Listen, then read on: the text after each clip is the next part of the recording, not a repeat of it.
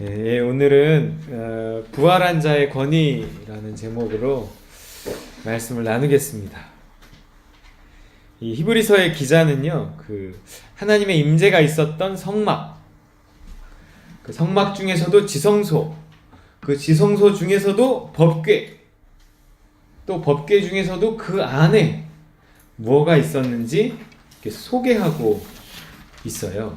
히브리서 9장 4절입니다. 읽어볼까요? 금향로와 사면을 금으로 싼 언약궤가 있고 그 안에 만나를 담은 금항아리와 아론의 쌍난 지팡이와 언약의 돌판들이 있고 그랬어요. 이스라엘에게 있어서 법궤는 하나님의 임재를 상징했고요. 이스라엘이 이제 광야 생활을 끝내고 가나안 땅을 들어갈 때도 요단강을 건널 때 법궤를 이고서 건넜죠. 법궤를 인 제사장이 이렇게 그 요단강을 밟았을 때 요단강이 갈라지고 그랬습니다. 그래서 이 법궤는 굉장히 신비스럽고 굉장히 뭔가 이렇게 권위 있고, 이 법궤는 굉장히 중요한 이스라엘에게 있어서 그러한 상자 같은 거예요. 뭐 요만한 상자인데, 그래서 이 법궤를 잘못 건드리다가 뭐 이렇게 웃사가 이렇게 죽기도 하고 막 그랬죠. 그래서 이렇게 꼭 장대로 이렇게 꿰어서 직접 만지지 못하고 운반하게 돼 있고 그렇습니다. 여기 보면 이렇게 장대가 이렇게 저기 껴 있잖아요. 직접 만지면 안 되게 돼 있어요. 예. 이게 이제 소수레로 옮기다가 흔들려서 법궤가 떨어지려고 그러니까 당연히 잡아야 되는 거라 잡았는데 잡았다는 이유로 즉사했습니다. 우사라는 사람이. 그만큼 굉장히 이 법궤는 무시무시한 것이었고 권위 있는 것이었고 하나님의 임재를 상징하는 것이었습니다. 그래서 그 법궤 안에 뭐가 있었는가, 이건 굉장히 중요한 거예요. 왜냐하면 법궤는 하나님의 임재를 상징하고 또 거기에서 하나님의 음성을 들을 수 있었기 때문에 법궤 안에 들어있는 것은 굉장히 중요했습니다. 이건 보물상자 같은 거였어요. 우리 예성이가 요즘에 계속 보물상자 들고 다니는데 아마 지하철 타고 돌아다니면 사람들 굉장히 궁금해할 거예요. 좀 뭘 들고 다니나 그러고. 네. 하나님은 그 법궤를 덮고 있던 뚜껑인 속죄소라고 해서 저게 천사거든요. 날개만 있는 게 아니라 천사가 이제 양쪽에서 천사가 무릎을 꿇고 이렇게 날개를 자기 얼굴로 이렇게 가리고 엎드려 있는 형상을 양쪽에 이렇게 있는 거예요. 그 뚜껑 부분을 속죄소라고 별도로 불렀어요. 그래서 법궤 위, 저 속죄소 그 한 가운데에서 천사와 천사 요 사이, 법궤 위, 천사 사이 여기에서 하나님의 음성이 들렸다 그래요. 하나님의 음성이 그냥 공중에서 웅웅 들린 게 아니라 지성소에 들어가서 하나님의 음성을 들을 땐 정확히 저 법궤 뚜껑 위, 속죄소 그 위에서 들렸다고 해요. 그러니까 하나님이 저곳에 임재하시고 하나님이 말씀하셨던 곳이었다는 거죠. 굉장히 상징적이고 굉장히 중요한 것이 저 법궤였습니다. 하나님의 음성이 법궤 위에서 들렸다는 거예요. 그래서 오늘날도요, 우리가 하나님의 음성을 그러면 오늘은 어디에서 들을 수 있는가 하는 힌트가 저곳에 들어있다는 것입니다. 지금 법궤는 어디 있을까요? 레이더스인가요? 인디애나 존슨 2인가 3인가 하는 게 잃어버린 법궤를 찾아서 소제목이었는데, 법궤를 찾으려는 노력이 역사적으로 있었죠. 왜냐하면 그거를 찾으면 완전 대박 뭐 이런 거기 때문에 그거는 진짜 무슨 엘도라도를 찾은 것보다 더 큰 황금 도시 엘도라도 뭐 이런 거 있잖아요. 더 큰 가치가 있는 거기 때문에 법궤를 찾으려는 노력들이 있었지만 찾지 못했어요. 뭐 전설에 따라서는 그 성전이 파괴될 때 제사장들이 그거를 어떤 지하 어딘가에 숨겨놨다라고 하지만, 또 지하 통로를 통해서 어딘가로 보냈다고 하지만 그 뒤로 본 사람은 없습니다. 그래서 오늘날도 우리가 하나님의 음성을 들으려면 저 법궤가 어디 있는지를 알아야 되는 거예요. 지금도 하나님은 법궤 위에서 말씀하시는 거예요. 저 법궤가 만약에 이스라엘 밖에서 발견된다면 이스라엘은 저 법궤를 손에 넣기 위해 3차 세계대전을 일으킬지도 모르는 게 아니라 아마 일으킬 거예요. 그만큼 이스라엘에게는 굉장히 중요한 상자였습니다. 그 법궤 위에서 말씀하셨다는 것은 법궤가 그만큼 중요하다는 뜻도 되지만 법궤 안에 무엇이 들어있는가가 오늘날 우리들이 어디서 어떻게 하나님의 음성을 들을 수 있는지에 대한 메시지가 되기도 한다는 거예요. 하나님은 저 세 가지를 통해서 말씀하신다, 이런 뜻도 되는 거예요. 그 세 가지가 뭐였다고요? 넘겨볼까요? 첫 번째 뭐예요? 만나를 담은 금 항아리. 두 번째, 아론의 쌍난 지팡이. 세 번째, 언약의 돌판. 그렇습니다. 역사 속에 중요한 게 굉장히 많았을 텐데 그 중에 저 세 가지만 법궤에서 담았고 법궤를 통해서 하나님은 말씀하셨다는 거예요. 하나님은 오늘도 이 세 가지를 통해서 말씀하십니다. 근데 그 법궤, 그것이 법궤 안에 있었잖아요. 그리고 법궤는 어디에 있었냐면 지성소라는 아주 거룩한 장소에 있었어요. 그럼 오늘 우리가 어디에서 하나님의 음성을 들을 수 있다는 거냐면 지성소에서 하나님의 음성을 들을 수 있다는 거예요. 그리고 지성소는 어디에 있어요? 지성소는 성전에 있었어요. 성전 안에서도 거룩하게 구별된 부분이 지성소였다는 거죠. 그러니까 오늘 우리가 하나님의 음성을 듣고 하나님을 만나려면 성전을 발견해야 되고 그 성전 중에서도 지성소에 들어가야 되고 지성소 중에서도 법궤가 있는 곳에서 하나님을 만나고 하나님의 음성을 들을 수 있다는 것입니다. 좋아요. 그럼 성전을 찾아야 돼요. 법궤를 찾기 위해서 성전을 찾아야 돼요. 근데 성전은 어디 있나요? 성전은 이스라엘에 가면 있을까요? 예, 없어요. 이스라엘에도 성전은 파괴되어 없어졌어요. 이동식 천막 형태의 성막은 솔로몬 시대에 이르러서 성전 형태의 건물로 바뀌었고요. 그 후 성전이 파괴되고 재건되고 뭐 이런 과정을 거쳐서 지금은 이게 그 건물로 된 형태는 사라졌고 그 성전이 오늘날 뭐라고요? 우리들의 몸. 우리들의 몸이라고 해요. 몸. 우리 자신이 믿는 자의 몸이 하나님의 성전이 되었다는 거예요. 우리가 하나님의 집이라는 거죠. 하나님의 영인 성령이 예수 믿는 사람 안에 거하시기 때문에 하나님이 거하시는 곳이 성전이라고 했는데 성령이 우리 안에 거하시니까 이제 우리가 하나님의 집, 성전이 된 거라는 거예요. 그래서 제가 잘 인용하는 구절 고린도전서 3장 16절 뭐라고 읽어볼까요? 너희는 너희가 하나님의 성전인 것과 하나님의 성령이 너희 안에 계시는 것을 알지 못하느냐 그랬어요. 너희가 하나님의 성전인 걸 알아야 된다는 거예요. 내가 성전이면 내 안에 지성소가 있고 법궤가 있다는 거예요. 거기서 하나님의 음성을 들을 수 있다는 거죠. 우리 안에 법궤가 있어요. 잃어버린 법궤는 어디 있어요? 따라해볼까요? 내 안에. 내 안에 있어요. 자, 법궤가 있다면 이스라엘은 지금 그거를 모르고 있단 말이에요. 자, 법궤가 있다면 그 안에 뭐가 있어야 된다고요? 그 안에 뭐가 있어요? 만나를 담은 금 항아리, 아론의 쌍난 지팡이, 언약의 돌판. 이 세 가지가 우리 안에 있어야 된다는 얘기예요. 그래서 그것을 통해서 하나님을 만나고 하나님의 음성을 들을 수 있어야 되는 거예요. 첫째, 만나가 내 안에 있는가 하는 거예요. 여러분, 만나가 내 안에 있나요? 예, 우리 만난 것을 먹으면 만나가 내 안에 있는 건가요? 네. 만나가 내 안에 있나 하는 거예요. 예. 만나는 그 뜻이 이것이 무엇이냐 하는 것처럼 아무리 이 세상에서 박식한 지식을 가진 사람도 이 만나를 보면 이것이 무엇이냐, 왜냐면 네이버를 쳐도 안 나오기 때문에 이것이 무엇이냐라고 할 수밖에 없는 거예요. 네이버에서 쳐서 안 나오는 지식은 세상에 없어요. 구글에 쳐서 안 나오는 지식은 세상에 없어요. 근데 이 만나는 안 나와요. 그 당시에. 지금은 나오겠지만 안 나왔어요. 그렇기 때문에 만나를 보고 사람들은 뭐라 그러냐, 이것이 무엇이냐. 이것이 무엇이냐라는 뜻이 곧 만나라는 단어의 뜻이에요. 세상에 없는 어떤 것이라는 거죠. 세상에 없는 어떤 것이 내 안에 이렇게 있어야 된다는 거예요.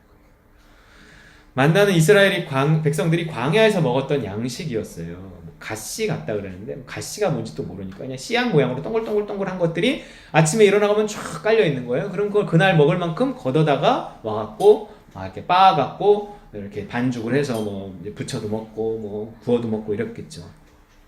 우리가 똑같이 먹고 살아도요, 예수 믿기 전과 후가 전혀 달라지는 거예요. 예수 믿기 전엔 예수 믿은 연아 아빠가 예수를 믿기 전과 후가 똑같은 일을 하고 있지만 이게 뭔가 전혀 이렇게 다른 거예요. 전에는 내가 벌은 밥으로 배를 채운 거지만 전에는 그 일을 통해서 밥을 벌어서 먹었어요. 근데 예수 믿은 다음에는요, 같은 일을 통해서 하나님이 일용할 양식을 주셔서 내 배를 채우시는 거예요. 밥과 일용할 양식은 달라요. 일용할 양식은 만나예요. 전에는 밥을 먹었지만 이제는 만나를 먹는 겁니다. 그래서 먹고 사는 일에 간증이 따라요. 간증. 전에는 먹고 사는 일이 그냥 먹고 사는 일이었지만 지금은 우리의 먹고 사는 일이 간증이 되는 거예요. 그렇잖아요. 우리의 일 속에서 간증이 있단 말이에요. 돈을 버는데 그 돈이 내 배만 채우는 게 아니고 내 영도 채운다는 거예요. 영도 채운다는 거예요. 먹고 사는 일에 하나님이 간섭하시는 거죠. 아니 먹고 사는 일을 주관하시는 거예요. 그래서 먹고 사는 일에 간증이 있어야 됩니다. 그래서 이 먹고 사는 일에 간증이 있어야 내 믿음이 이렇게 자라는 거예요. 먹고 사는 일을 통해 내 신앙이 자라는 거예요. 전에는 먹고 사는 일이 그냥 먹고 사는 일로 그쳤지만 내 육만 배부르게 하는 밥이었지만 지금은 먹고 사는 일이 내 영과 육을 채우며 내 신앙, 내 속사람을 자라게 하는 만나가 되는 거예요. 만나. 지금 우리가 먹고 사는 일은 우리의 배를 밥을 채우는 것이 아니라 우리의 영과 육을 만나로 채우는 일이 되어야 한다는 것입니다. 그러려면 먹고 사는 일에 뭐가 있어야 돼요? 기도가 있어야 돼요. 기도가.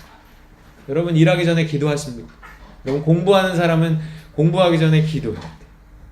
마술하시는 분은 마술하기 전에, 태권도 하시는 분은 태권도 하기 전에 기도해야 된단 말이에요. 그래야 그 일을 통해 하나님이 일용할 양식을 주실 때 그것이 우리에게 만나가 되어서 우리의 영과 육을 함께 살찌우게 한다는 거예요. 그 일을 통해서 하나님의 음성을 듣고 하나님을 만나게 한다는 거예요. 하나님을 만나게 하니까 그게 뭐라고요? 만나란 말이에요. 기도하며 물으며 일하시기 바랍니다. 일은 우리 삶의 많은 부분, 많은 시간을 차지하는 일상이에요. 가장 많은 시간을 일하는 데 차지하잖아요. 연아 아빠가 집에 있는 시간이 긴가요? 나가서 일하는 시간이 긴가요? 나가서 일터에 있는 시간이 훨씬 길어요. 보통 사람들 다 그렇습니다. 아침에 나가 자는 시간은 뭐 자는 거니까 자는 시간을 뺀다 그러면 나가서 일하는 시간이 가장 긴 건 우리의 일상이란 말이에요. 일상. 그 일상을 통해 자라지 않으면 우린 살아계신 하나님의 성전이 되어지지 못한다는 거예요.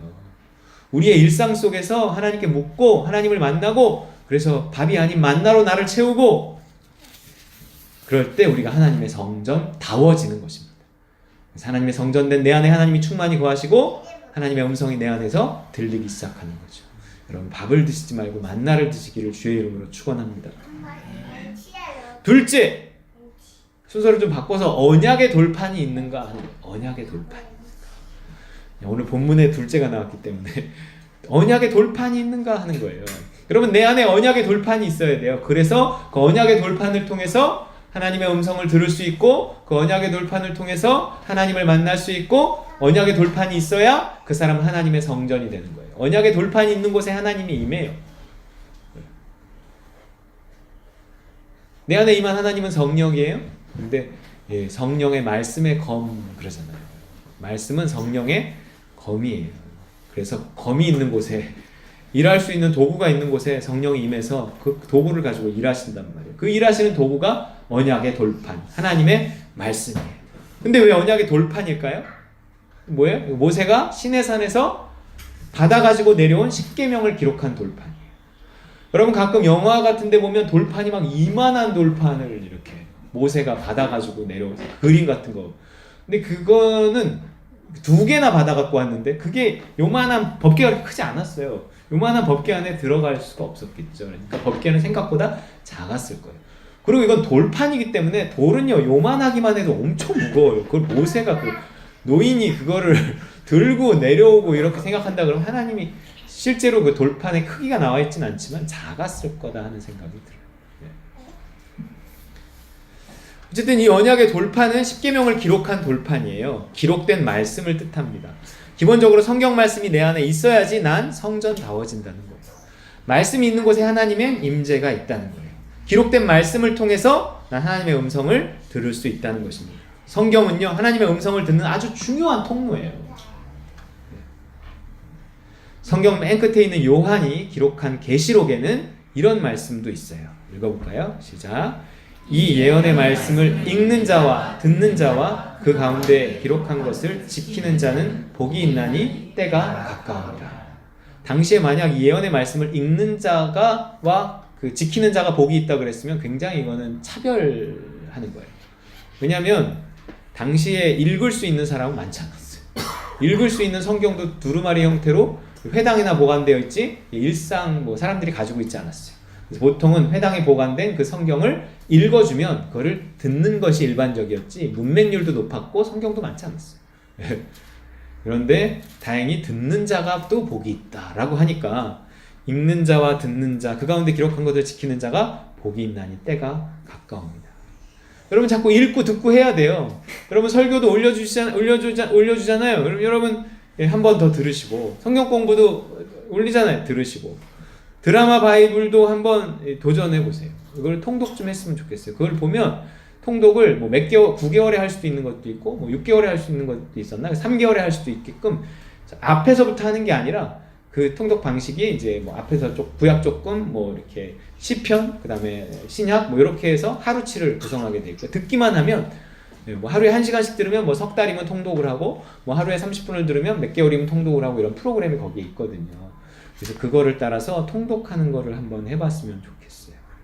복이 있나니 그러잖아요. 듣고 있기만 해도 복을 받습니다. 얼마나 쉬워요. 듣고 있기만 해도 복을 받아요.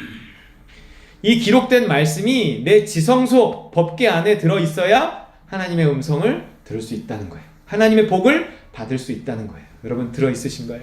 여러분 안에 하나님의 말씀이 얼마나 들어있으신가요?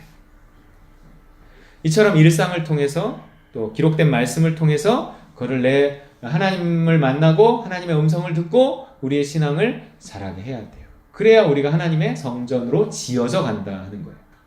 우리는 위치적으로는 다 지어졌지만, 예수 믿고 세례받은 순간 다 우리는 위치적으로 하나님의 성전 되었지만 실제적으로는 시간이 걸리는 거예요. 성전은 지어져 가는 거예요. 교회와 함께 지어져 가는 거예요. 그래서 교회를 지어져 간다 이렇게 표현을 하는 거예요. 자, 이제 뭐가 남았죠? 아론의 싹난 지팡이. 그랬어요. 지팡이에 싹이 났어요. 하나님의 성전된 내 안에 꼭 있어야 할 것 중에 지팡이라는 게 있다는 거예요. 지팡이. 도대체 이 지팡이가 뭘까요? 이 지팡이는 권위를 상징하는 거예요. 지팡이는 일종의 권위를 상징해요. 권위. 모세의 지팡이는 모세의 권위였어요. 이것은 내가 하나님의 음성의 전달자가 될 수 있느냐, 하나님의 권위를 부여받아 권위 있게 말할 수 있는가 하는 이야기를 하는 거예요. 물론 이제 이것은 기적이었기 때문에 하나님 기적을 통해서 말씀하신다. 저는 이렇게도 이야기했는데 제가 좀 더 이렇게 묵상을 해보니까 그거를 넘어서는 어떤 것이 있다라는 생각이 들었어요. 성경의 앞뒤 구절을 다 봤을 때. 왜냐하면 하나님이 모세의 형이며 제사장이었던 아론의 권위를 세워주시기 위해서 각 지파별로 지팡이 하나씩을 가져오라고 하잖아요. 그리고 아론의 이름을 쓴 지팡이에서만 싹이 나게 하시죠. 이것은 어쩌면 이렇게 듣는 것을 넘어서 말하는 것에 관한 이야기라는 거예요. 말하는 것. 어떻게 권위 있게 말할 수 있는가 하는 거예요. 그렇잖아요. 내가 하나님의 성전인데요. 법궤가 내 안에 있는데 뭔가 영향력이 있어야 되잖아요. 말도요. 애들이 계속 듣다가 어느 날 말해요. 하나님과의 관계 속에서도요. 하나님의 음성을 계속 듣고 순종하다 보면 이렇게 말할 수 있는 날이 온단 말이에요. 그때 하는 말이 권위가 있는 말입니다. 예전에도 이스라엘을 광야에서 인도하던 것은요. 지성소에서 피어오른 구름기둥이었어요. 지성소 위에서 구름기둥이 이렇게 피어올라서 이스라엘을 덮고 이스라엘을 보호하면서 그 구름기둥이 움직이면 함께 움직여 갔단 말이에요. 온 백성이 그걸 보고 따라갔습니다.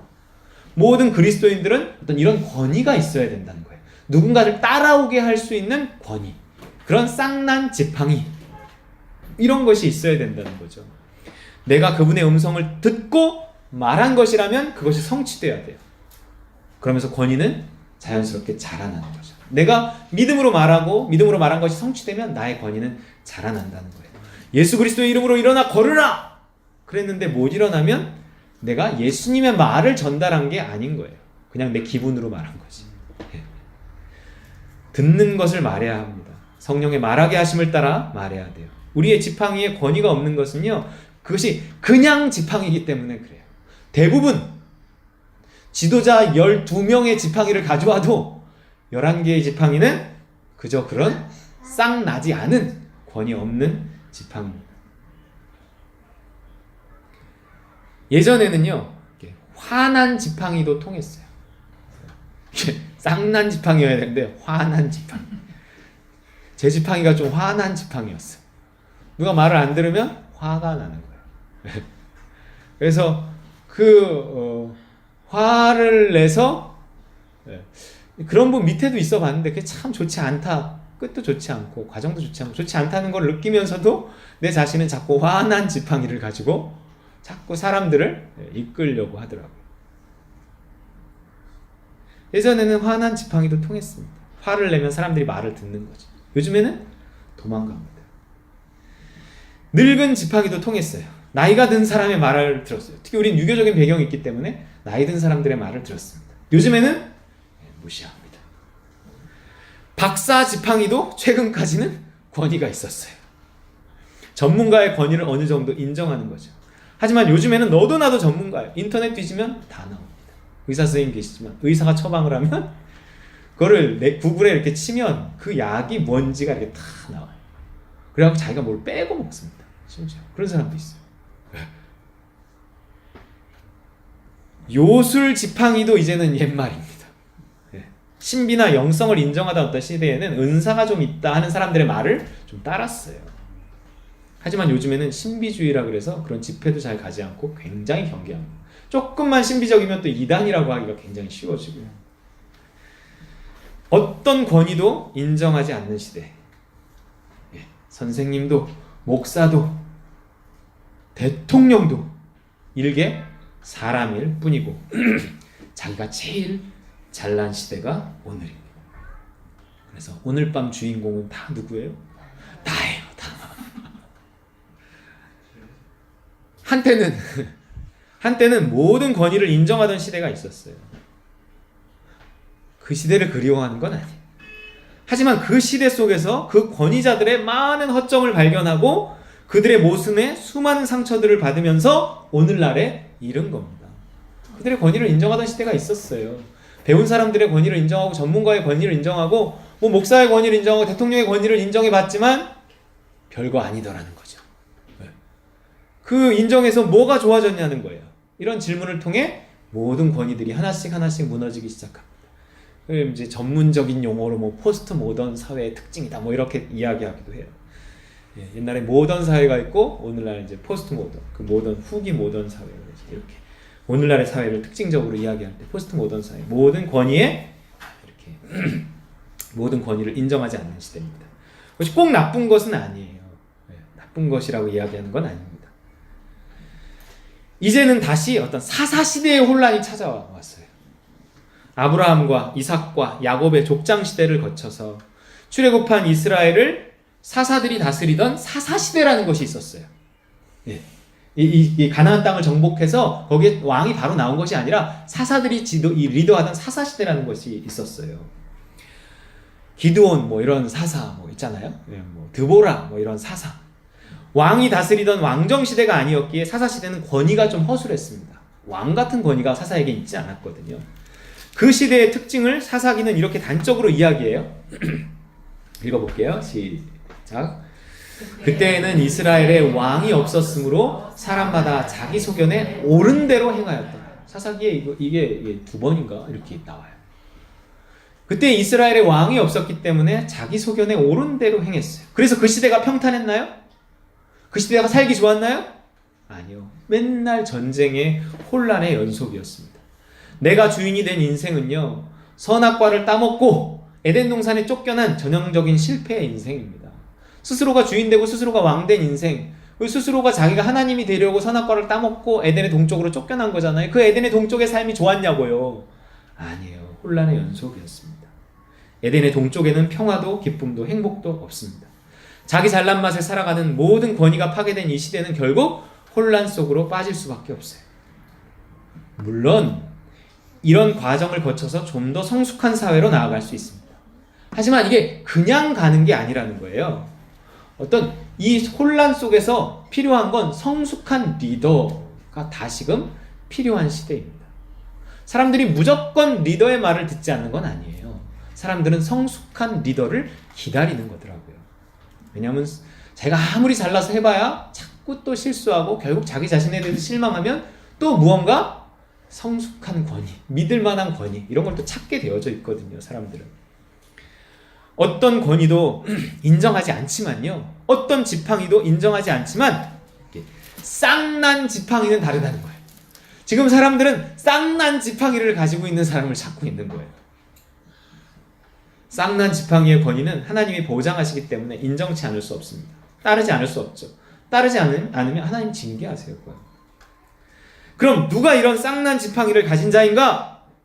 어떻게 오늘날 이런 쌍난 지팡이를 가지고 사사시대와 같은 모든 권위가 추락한 이 혼란의 시대에 우리의 가정을 이끌고 교회를 이끌고 세상을 이끌 것인가?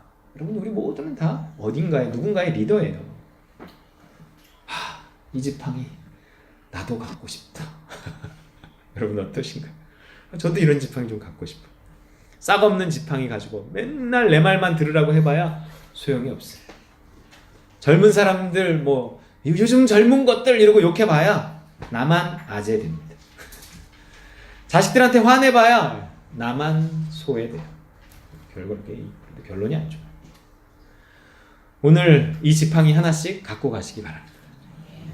오늘 저렴하게 분양하겠습니다.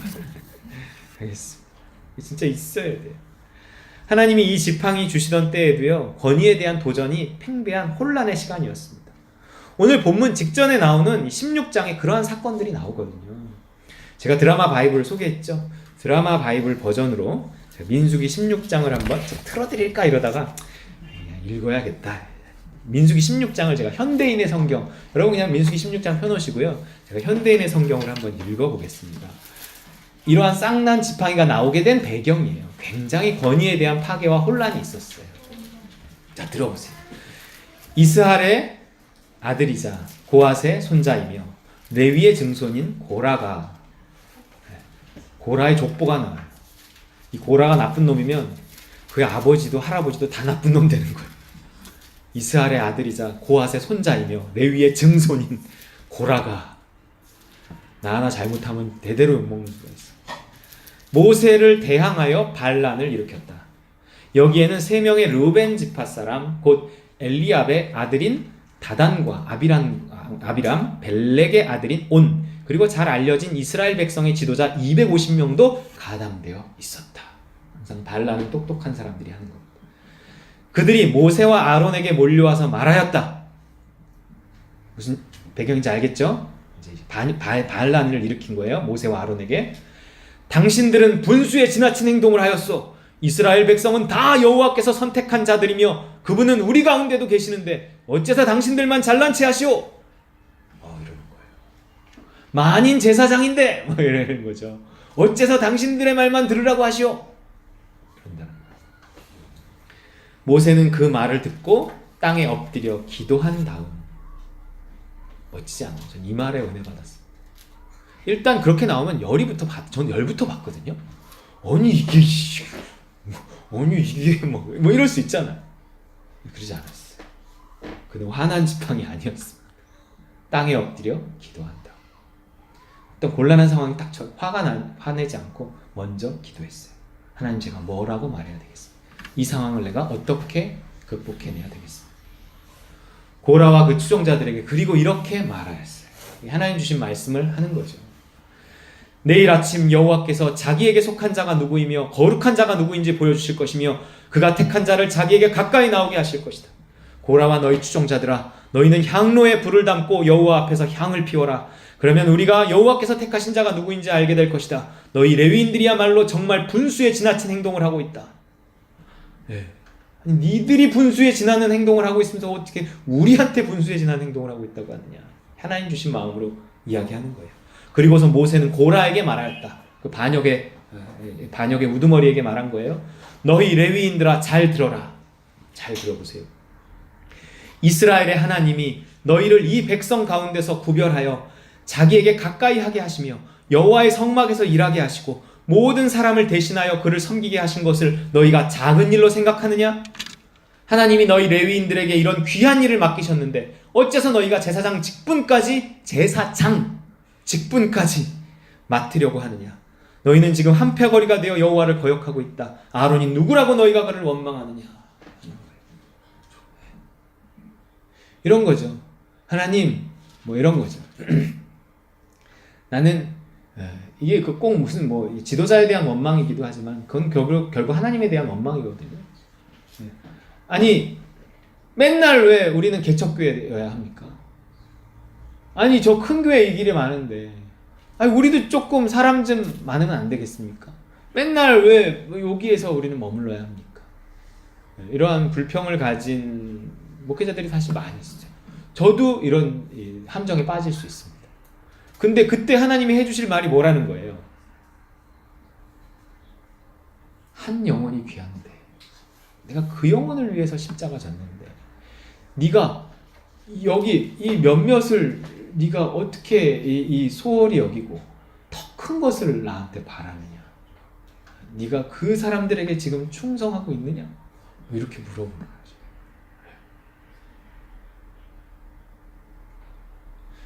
뭔가 지금 이스라엘 백성들이 마치 만나에 만족하지 못하고 고기를 구했을 때의 모습하고 같은 거예요. 그때도 하나님의 말씀은 똑같았어요. 너희가 지금 어찌 그 이상을 구하느냐 하는 거예요. 하나님 내가 언제까지 이렇게 가난해야 되겠습니까? 하나님 가난을 벗어나게 해주세요. 그냥 기도하면 좋은데 그럼 바램을 갖는 것까지는 좋은데 원망하는 거예요. 하나님 내가 예수 믿은 지 얼마가 됐는데 나는 여전히 이 모양인가? 예수 믿고도 잘 사는 사람이 얼마나 많은데 그러면서 불만을 가지고 불평을 가지면 이렇게 된다는 거예요. 그러나 그것이 기도가 되는 건 상관없어요. 그 기도 해야 됩니다. 하나님 응답하실 수 있어요? 야베스의 기도처럼. 그러나 이 불만과 불평하는 것과는 다른 거예요. 그때 하나님이 해주죠. 분수의 지나친 행동을 하고 있다 하는 거예요. 모세가 사람을 시켜 엘리압의 아들 다단과 아비람을 불러오게 하였으나 그들은 거절하며 이런 전가를 보냈다. 우리는 가지 않겠소. 당신이 우리를 비옥한 이집트 땅에서 이끌어내어 이곳 광야에서 죽이려 한 것도 부족하여 이제는 우리 왕까지 데려고 하시오. 당신은 우리를 기름지고 비옥한 땅으로 인도하지 않았고 밭이나 포도원을 주지 않았소. 당신이 우리를 끝까지 속일 작정이요. 우리는 가지 않겠소. 모세가 불렀는데 안 가는 거예요. 부장님이 부르는데 안 가는 거예요. 사장님이 부르는데 안 가는 거예요. 근데 이 반역의 배경에는 욕심이 있다는 거예요. 자, 이 고라와 이 레위인들의 반역에는 무엇에 대한 욕심 때문에 어떤 이러한 반역이 생긴 걸까요?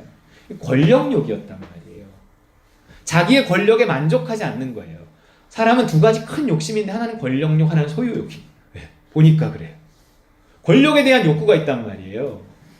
그러니까 권력에 대한 욕구, 뭔가 더 많은 사람으로 하여금 내 말을 듣게 하고 싶은, 더 높은 자리에 올라가게 하고 싶은, 그래서 하나님과 비기고 싶은 그런 권력에 대한 욕구가 우리에게는 있어요.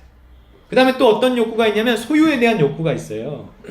뭔가 예수 믿으면 잘 될 줄 알았는데 예수 믿은 지 지금 몇 년이 지났는데 내가 생각하던 대로 되지 않는다는 거죠. 그랬을 때 불만할 수 있어요. 하나님을 향해서 불만. 교회는 나오지만 마음에는 불만이 가득할 수 있어요. 이렇게 권력에 대한 욕구, 소유에 대한 욕구가 내 안에 있으면서 그것이 하나님에 대한 불만으로 이렇게 표출되는 거예요. 근데 하나님한테 말할 수 없으니까 자꾸 사람한테 말하게 되죠. 그러자 모세는 몹시 화가 나서 여호와께 주는 저들의 예물을 받지 마소서. 나는 그들의 당나귀 한 마리도 뺏은 적이 없으며 그들 가운데 한 사람도 해친 적이 없습니다 하고 말한 다음 고라에게 이렇게 말하였다. 너와 너의 모든 추종자들은 내일 여호와 앞으로 나오노라. 아론도 거기 나올 것이다. 너의 추종자 250명에게 각각 향로에 향을 담아 여호와 앞에 가져오게 하고 너도 아론과 함께 향로를 가지고 나오라. 그래서 그들은 각자 자기 향로에 불을 담아 향을 피워 가지고 와서 모세와 아론과 함께 성막 입구에 섰다. 그때 고라가 모든 백성을 선동하여 모세와 아론을 대적하려고 하자 갑자기 여호와께서 영광스러운 광채로 모든 사람에게 나타나 모세와 아론에게 말씀하셨다. 너희는 이 사람들에게서 떠나라. 내가 당장 이들을 죽여버리겠다. 여러분, 사람이 참는다고 하나님도 참는 것은 아니에요. 그러나 모세와 아론이 엎드려 하나님이시여, 모든 생명의 근원이신 하나님이시여, 한 사람이 죄를 지었는데 모든 사람에게 노하십니까? 하고 애원하자 여호와께서 모세에게 말씀하셨다. 너는 백성에게 고라와 다단과 아비람의 천막에서 떠나라고 말하라. 모세가 일어나 다단과 아비람에게로 가자 이스라엘 지도자들도 뒤따라갔다. 그리고 그는 백성에게 여러분은 이 악한 자들의 천막에서 떠나고 그들의 물건에 일체 손을 대지 마시오. 그렇지 않으면 여러분도 그들의 죄로 함께 멸망할 것입니다 하고 말하였다. 그래서 그들은 고라와 다단과 아비람의 천막 주변에서 떠나고 다란과 아비람은 그들의 처자와 함께 나와 그들의 천막 입구에 섰다. 그때 모세가 말하였다. 여러분은 다음 일을 보고 지금까지 내가 한 모든 일이 내 마음대로 한 것이 아니라 여호와께서 나를 보내셔서 하게 한 일임을 알게 될 것입니다. 만일 이 사람들이 여호와의 형벌을 받지 않고 보통 사람처럼 죽으면 여호와께서 나를 보내신 것이 아닙니다. 그러나 만일 여호와께서 새로운 기적으로 땅이 갈라지게 하여 이들과 이들의 모든 소유물을 삼켜 산채로 깊은 구렁에 빠져 죽게 하시면 여러분은 이 사람들이 정말 여호와를 멸시했다는 것을 알게 될 것입니다.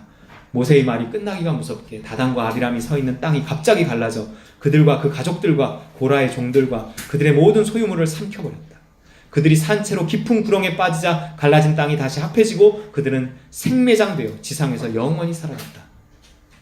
그 주변에 있던 모든 사람들은 그들의 비명소리를 듣고 땅이 우리까지 삼키려 한다 하고 소리치며 달아났다. 그리고 여호와께서는 불을 보내 분향하던 고라의 추종자 250명도 태워 죽였다. 여러분, 땅이 산채로 사람을 삼켰다. 이게 무슨 뜻일까요? 여러분 무슨 말씀 기억나지 않아요? 산채로 하늘에 간 사람도 있어요. 산채로 하늘에 간 사람도 있는데 산채로 땅에 삼키우는 사람도 있다는 거예요. 산채로 하늘에 올라간 사람은 이 살아있는 동안 하나님의 나라를 누리며 산다는 거예요. 상징적인 의미를 따지자면 산채로 땅에 삼켰다는 건 뭐예요? 지금 산채로 지옥에 떨어진 거예요. 삶이 지옥이 된다는 거예요. 이렇게 화내면서 이렇게 분노하고 이렇게 불만을 가지고 불평하고 원망하는 사람들의 삶은 그 자체가 지옥. 그것 자체가 형벌이에요. 기쁨이 없어요. 분향하던 고라의 추종자 250명도 태워 죽였어요. 불타 죽었단 말이에요. 불타 죽었다는 건 뭐예요? 불타 죽어요. 이 지옥의 불이잖아요. 이렇게 지옥의 불에 삼켜지고 스스로 이 분노의 불을 주체하지 못해서 늘 분노 가운데서 살아가고 그런 사람이 있어요. 뭔가 어떤 하나님을 믿으면서도 풀리지 않는 어떤 문제 때문에 계속 분노를 안고 살아가더라고요. 그게 상황은 다 이해하고 뭔지 알겠지만 되게 불쌍한 거란 말이에요. 땅이 그를 삼킨 거고 지옥의 불이 올라와 그를 삼킨 거예요. 심판받은 것입니다. 그리고 끝까지 살다가 죽으면 과연 천국일지 지옥일지 그건 잘 모르겠어요. 여호와께서 모세에게 이렇게 말씀하셨다. 너는 아론의 아들 제사장 엘르아셀에게 타고 있는 불 속에서 향로를 끄집어내어 그 속에 불을 다른 곳에 쏟으라고 하라. 그 향로는 거룩한 것이다. 그들은 자기들의 죄에 대한 대가로 죽었으나 그들의 향로는 나 여호와께 바쳐진 것이므로 거룩해졌다. 너는 그 향로를 두들겨 제단 표면을 쌓는 노판을 만들어라. 이것이 이스라엘 백성에게 경고가 될 것이다. 이러고 끝나지 않았어요. 이러고 났으면 모세와 아론의 권위는 하늘을 뚫려야 되잖아요. 백성들은 그들을 두려워해야 되잖아요. 그러지 않아요. 또 찾아와서 또 불평하고 또 모세와 아론을 죽이려고 해요. 왜요? 니들 때문에 우리의 가족들이 죽었다. 이런 거예요. 사람의 어떤 이 반역에 대한 심성이라는 것은, 이 불만이라는 것은 쉽게 없어지지 않아요. 심지어 벌을 받아도 하나님을 향한 그 분노가 꺼지지 않더라고요. 맨날 두들겨 맞아도 분노가 사라지지 않더라고요. 결론은 뭐예요? 그 불평으로 인해서 다시 전염병이 돌아 14,700명이 죽었어요. 그리고 나서 오늘 읽은 본문, 모세와 아론의 권위를 세우기 위해서 이 지팡이가 싹이 나는 사건이 있었던 것입니다. 자, 결국 하나님은요, 어떤 자의 권위를 세우지 않으시고 어떤 자의 권위를 세우신다는 걸까요? 이 욕심 있는 자의 권위를 세우지 않으신다는 거예요. 이 권위에 도전하고 자기가 권위를 갖고 싶고 이러는 사람은 다 욕심 있는 사람이에요. 권력에 대한 욕심이든 소유에 대한 욕심이든 욕심이 있을 때 자꾸 불만을 갖고 자꾸 화를 내고 자꾸 불평하고 하나님을 향해 원망하고 지도자를 향해 원망하고 뭔가 이렇게 된다는 거예요. 그런 자의 권위를 하나님이 세우지 않으시고 그런 자는 오히려 징계하시고 형벌하시고 어떤 자의 권위를 세우시는 거예요? 기도하는 자의 권위를 세우시는 거죠. 믿음 있는 자, 순종하는 자의 권위를 세우십니다. 권력에 대한 욕구는 내가 하나님이 되려고 하는 거예요. 소유에 대한 욕구는 내가 스스로 에덴을 만들려고 하는 거죠. 사람에겐 이런 게 있어요. 스스로 하나님의 자리에 올라 스스로 에덴을 만들어 살고자 하는 욕심이 있단 말이에요. 그게 잘 안 될 때 막 화를 내는 거예요. 권력에 대한 욕구가 더 강한 욕구예요. 실제로 에덴 동산에 없는 게 없었음에도 불구하고 아담과 하와가 범죄하잖아요. 권력에 대한 욕구, 하나님처럼 되려고 하는 마음 때문이었습니다. 지금 우리에게 이러한 욕심이 있다면 이러한 반역을 할 수밖에 없는 거예요. 어떠한 형태로든지, 누구에게든지. 권위를 회복하려면 욕심을 내려놔야 돼요. 실제로 요즘 사람들 다 안다고요. 여러분 꿰뚫어 봅니다. 요즘 사람 얼마나 똑똑한데요. 욕심이 있다 생각하면 거래할 뿐이지 복종하지 않아요. 복종이 아니라 거래예요. 욕심 없는 사람을 인정하고 존경하죠. 근데 솔직히 또 생각을 해보세요. 정말 아무 욕심도 없다면 그 사람이 그 자리까지 갈 수 있었겠어요? 욕심 없는 사람이 무슨 리더를 하고 지도자가 돼요? 욕심이 없는데 누구를 이끌어요? 돈 욕심이 없다 뿐이지 리더는 욕심이 있을 수밖에 없는 겁니다. 다른 형태의 욕심이지. 어떻게 욕심 없이 리더가 될 수 있을까요? 그럼 모든 리더는 다 욕심쟁이들인가?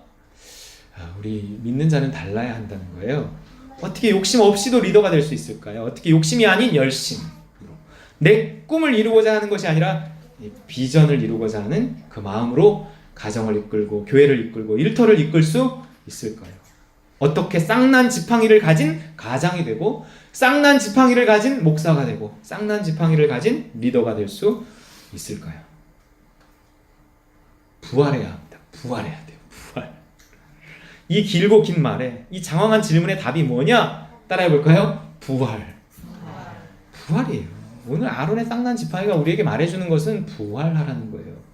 부활한 자의 말은요, 그 말한 대로 이루어집니다. 부활한 자의 말은요, 하나님이 성취하세요. 그 권위를 하나님이 보장하시는 거죠. 그러니 그 사람의 말을 듣지 않을 수 없는 거예요. 여러분, 부활하시기 바랍니다. 부활은 이 땅에 있어요. 부활은 오늘 경험되어야 합니다.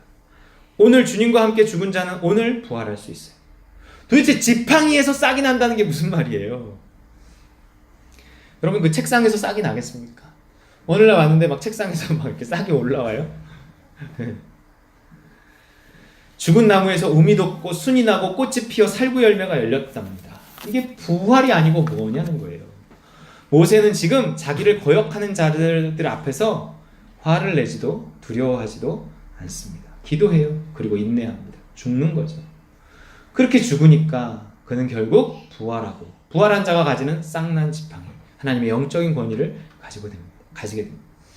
하나님이 심판하시고 하나님이 일하시죠. 예수님이 자기가 하늘과 땅의 모든 권세를 가졌나니 예수님이 하늘과 땅의 모든 권세를 하나님이 나에게 줬다. 나는 하늘과 땅의 모든 권세를 가졌다. 나는 하늘과 땅의 모든 권위를 가졌다. 라고 언제 말한 줄 아세요? 부활한 후에 말씀하세요. 이게 마태복음 끝에 나와요. 예수님조차도 죽고 부활해서 권위를 부여받습니다. 아론의 쌍난 지팡이, 진정한 권위를 갖고 싶다면 오늘도 죽고 인내하며 부활의 때를 기다려야 합니다. 누가 거역한다고 바로 화내면 안 되겠더라고요.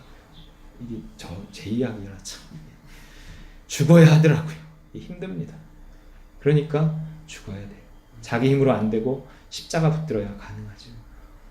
오늘 모든 거역들 속에서 모든 마음에 안 드는 일들 속에서 죽고 주와 함께 죽고 또 죽을 때만 부활이 있습니다. 우리 끝으로 한 구절 읽어보겠습니다. 로마서 6장 8절 시작. 만일 우리가 그리스도와 함께 죽었으면 또한 그와 함께 살 줄을 믿노니. 죽었으면 사는 거예요. 죽지 않았으면 살지 못하는 거예요. 아론의 쌍난 지팡이는 없는 겁니다. 권력과 소유의 욕심을 가진 자들의 모든 거역을 이용해서 오늘 나는 아론의 쌍난 지팡이를 소유할 수 있어요. 인내하고 잘하는 놈이 결국 이기는 놈입니다. 오늘도 주와 함께 죽으면 부활할 수 있다는, 인내하고 참으면 자라날 수 있다는 이 단순한 진리를 붙잡고 죽고 또 죽어 부활한 자의 권위를 가지고 살아가시는 저 여러분 되시기를 주님의 이름으로 축원드립니다.